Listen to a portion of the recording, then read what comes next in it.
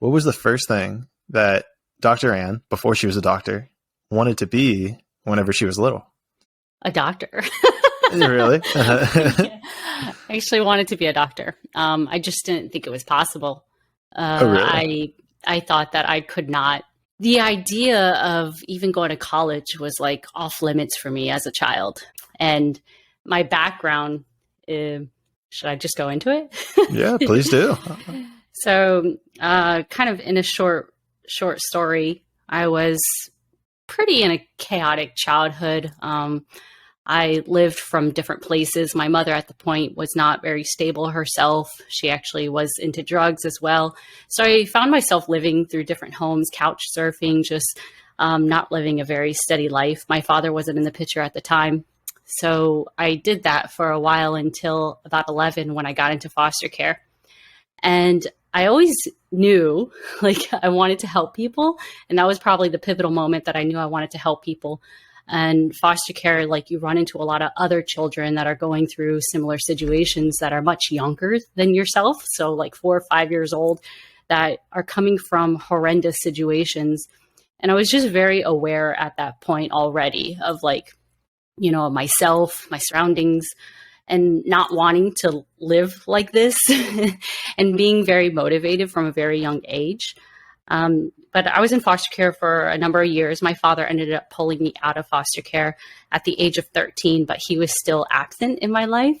And that kind of led me to this whole chaotic journey of like, okay, let's explore drugs yourself and get on the streets and just trying to find like, who am I? Like, what am I here to do? So because of my background, like the idea of just going to college was like almost far. It was like, this is not possible for me. I'm not, you know, I don't come from a stable family. How am I going to get the money? And when I started like working, I guess I'll say, and at the age of 16, from 18, you know, I dropped out of high school. I, you know, just started working, saving money. I got my own apartment at 16. I became emancipated essentially. And I realized I had the ability to create my own life. Like, I was like, wow, I'm making money. I could go to school. I don't have to go. I could get financial aid. Let's research this financial aid. And so I started like, you know, kind of uncovering opportunities that I was very thankful to have here in America to be able to go to college. And so I got my GED, passed barely. And then I just studied my butt off. I realized, wow, I can study really hard and get good grades. I'm creating my reality. Holy cow. So I always just, to make the whole answer your question, I always wanted to be a doctor, but I didn't believe I could until I started going to college and actually studying hard and getting the grades. Then I was like, wow, okay, maybe I can actually be a doctor this time. To kind of expand on it, it's like that voice where, you know, you're going to get up in the morning to work out and you have let's say the bad voice, right? Where it's like, no, stay in bed. You're good. Like, don't worry about it. But then there's the other voice that's kind of like, that pushes you, right? There's something more. It pushes you to kind of go. In your experience, I don't know if hypnotherapy would help with something like that, but do you have any idea or inclination where each of those voices come from? Because they feel like two different sources, right? Yeah, and I definitely have a theory about that. So we have a lot of different voices, and I call them parts. And those are a lot of different sub-egos that are created. And those are from our experiences and everything that we went through. And I had a lot of different parts within me. And in hypnotherapy, we do a thing called parts work. And it's working on different parts of us. And so I would have parts that, you know, are jealous maybe of other people, that was comparing. I have a part that was fearful. I have a part that, you know, maybe just wanted to hide and like curl in a ball and not do anything. So I had a lot of different parts that were created from me. And this goes into, you know, the inner child. We have an inner parent. And, you know, as we get older, of course, we develop these adult egos too. And that's the adult ego self. And so a lot of these different parts come from these aspects. And then we have the higher self, right? And the higher self is something, I've stepped into as I became more aware of this much more wise inner aspect of me. And higher self is, and this is going way out there, that Go is for that it. like soul, that is that oversoul aspect that is so connected to this divinity of really all of who we are, because who we are in this physical experience is just a small portion. And so higher self is that connected to that part. And sometimes for me, like in my experience, and even as I like help my clients identify this portion of them, this aspect of them, we kind of get fooled because we have so many ego parts that step in and come through very differently. They all have their own like type of personalities. So an example that I've given in the past is like, if you've ever been conflicted with the decision, you have a part that wants to maybe, like going out in public, a part that wants to go in public, and a part that doesn't. And when they come through through different emotions, different feelings, different even voices, like in your mind of how they speak to you. Higher self does too. Higher self, though, however, has very like a common way it comes through. It's very wise. It's very like knowing. It's very kind. It's very gentle.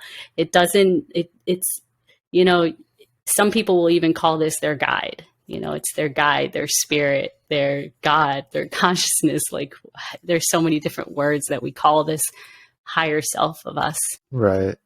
And so to kind of, if I may summarize, correct me where I'm wrong here, but it's almost like, to kind of link this back right to the voices, it's almost like there's these multiple different egos.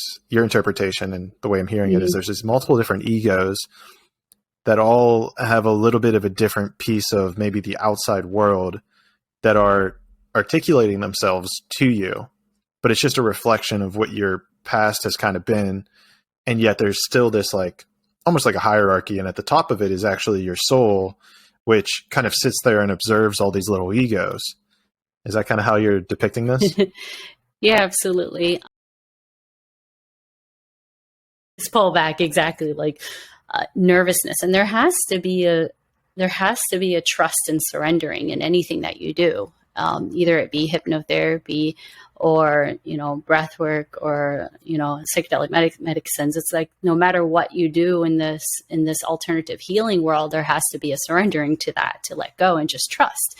And so if there's not a full sense of trust for the facilitator or even for the modality, then you have to kind of interpret that as like, okay, well, am I educating you enough in what this is? Let me make sure I kind of explain what this is, because that's for my field, that's one of the most common things, is that there's a lack of education of understanding even what hypnotherapy is. So let me make sure that you understand everything that it is, so then it doesn't seem as mystical and scary to you now, and you learn how to trust in the modality and have more faith in regards to the change that can happen. And I think maybe something you just brought up at the end there that we should highlight is what exactly is hypnotherapy? Because I have an idea, but it could be slightly wrong. I've never like fully researched it. I have a very vague understanding. So if I, explain it to me like I'm 5, what is hypnotherapy? Sure. So hypnotherapy is a modality where we focus primarily on your subconscious mind. Subconscious mind is, there's a lot of practitioners that will say either 85 to 95% of who you are in regards to the mind. I say 90. So it's 90% of who you are in regards to your mind. It holds all the behaviors. It holds all the memories. It is that feeling body and the feelings that you feel. 10% of who you are is your thinking mind, your conscious mind. That's that voice that you have up there, that they both kind of play together. But what happens is, as we age, after the age of 12, we almost create this division between our minds. So we separate these parts, and we become more aware of the thinking mind that we listen to, and almost use it as a way of like living. Like we listen to this thinking mind. It's kind of like driving with your thoughts. So we learn to listen to this voice more than anything, and our body is communicating something completely different. So a good example would be like phobias. Like people can rationally tell themselves, hey, like why are you scared of this harmless lizard, for example? I live in Florida and there's lizards, and I had someone come to me that was fearful of lizards. So we have these little cute bohemian lizards, and this woman was terrified of them, no matter how much logically she would tell her and convince herself, because body was communicating something completely different. And so in hypnotherapy, what we do is basically just get you into a relaxed state where it's almost like you're having a lucid dream where you're awake, but sleeping. You're fully aware the whole time. It's a very deep type of meditation. You're getting back to that theta brain waves that a child would be in most of their life, where you're very much more open and objective as to like what is being experienced, as opposed to like being fully immersed in that experience and not being able to see anything else. So it's like, again, having a dream where you're like, oh, I'm in a dream. Let's go flying. So it's like this dreamlike state where we can target directly like that feeling, that emotion, and understand what it needs and start to communicate with it. Kind of what you touched on, right, is I think a beautiful aspect that a lot of people almost don't appreciate. I'm speaking for myself at least, where I look at, let's say with this podcast, I look at the download numbers I have now, and I think to myself like, oh, why don't I already have like 1 million downloads? Stuff like that.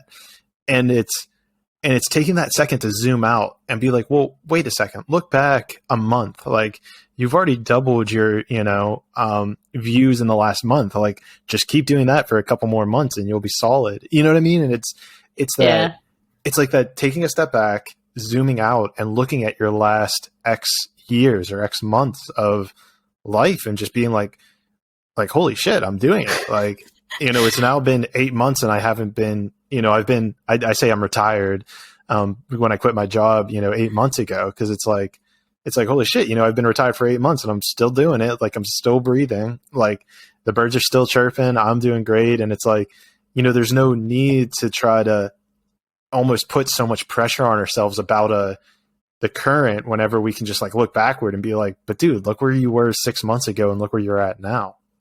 Yeah, I love that, because that was huge for me, the comparison, right? So even your download numbers, it's so funny. I just, because I have a podcast too, right? And so I just published an episode about enjoying the journey. And it's all about just, being present with your journey. And when even the podcast, I use that same exact example, is like, even the downloads that you get, like you're comparing and you're pulling away from the journey now when you're putting the comparison to what someone else is doing. Oh, what are all podcasts downloading in order to be in the 1%? What are they downloading in order to be this? Where am I being listened to? And yes, there is a comparison, but it's not with someone else, it's with yourself, and just seeing that you're constantly moving forward, right? And that is the journey, the enjoyment of just being on that journey of like seeing yourself grow however it needs to grow, but not comparing it with someone else's growth, because your journey is far different than mine or whoever else's. Right. It started in a different place, and that was one of the most challenging things during med school, especially because I compared myself a lot to, people around me. And that was, I published a memoir. It was an anthology. It's called Medicine Woman. And, I wrote about that, just that comparison that I just really reamed at me of like looking at everybody around me and telling me how I'm a fraud, that I'm not good. That was the biggest belief, that I'm a fraud. How can I help others if I can't even help myself? You're a high school dropout. How can you even be a doctor? Like it kept on reverberating back at me because I was comparing myself with everybody around me, but nobody came from where I came from. And it took time for me to finally kind of really drill that in. Like, hey, you're comparing yourself with everybody around you, but they traveled from Michigan to New York. You're coming from California to Florida. Like you're on a completely different route here. So why are you comparing to them? Look where you came from. And it was that constant pulling out, reflecting back and be like, no. Holy cow, I'm a high school dropout. I'm here. If that can inspire one or two people, I'm thrilled. Like just as that chiropractor, his words inspired me. Like I'm happy. But Michael Newton definitely saw this trend, these common themes of people going into this life after doing past lives. And I'll tell you from the experience that there's no doubt for me, just because it is this in-between life, this spirit, this higher self that comes through that brings answers that are just, I'll give you an example. I had this recent epiphany that, because one of the parts in Michael Newton's book, he talks about like people choosing their body, choosing this identity. And we go through a whole process of choosing the body that we're going to come into. And in my past lives, I've been male commonly. And in this life, I chose this body. So in my most recent last life, I was an alcoholic, actually. And this is something I learned when I was going through hypnotherapy school. And I asked that question, like, why did I choose this body? And I chose this body, number one, because she's much more soft. I'm much more calmer, gentler. My last physical body was much more harsh. I was a man. I was in construction. And one thing that most people don't know about me is that I have an enzyme deficiency. It's called acetaldehyde dehydrogenase deficiency. And this is a common That's deficiency. For my scientists or doctors out there that hear this, they'll know. It's basically the enzyme that processes alcohol. I am deficient in that. Whoa. And so when I drink alcohol, I have an instant hangover. So I've never drank an alcohol.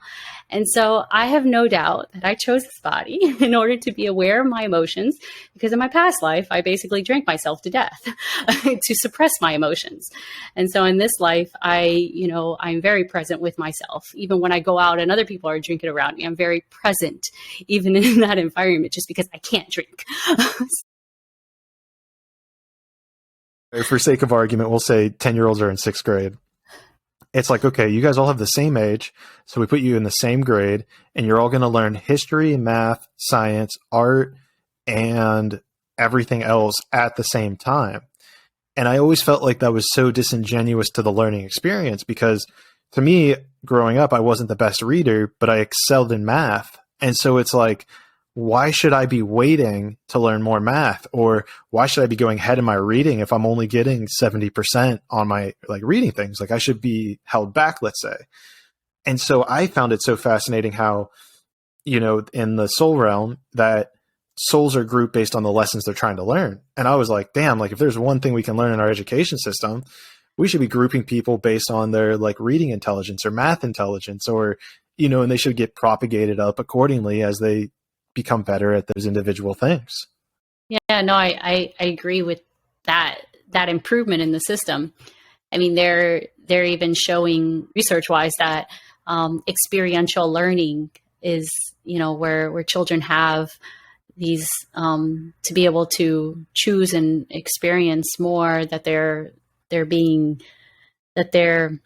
intelligence goes up, right? To allow them to, even School of Arts, right? They have these arts where children can choose, kind of an elective in what it is that they want to master, and even if it's math, right? And allowing them. So I agree, that is a great, analogy to how we could probably learn from a non-physical experience, and how we can maybe divide our even school system into a more enriching experience for children to grow more.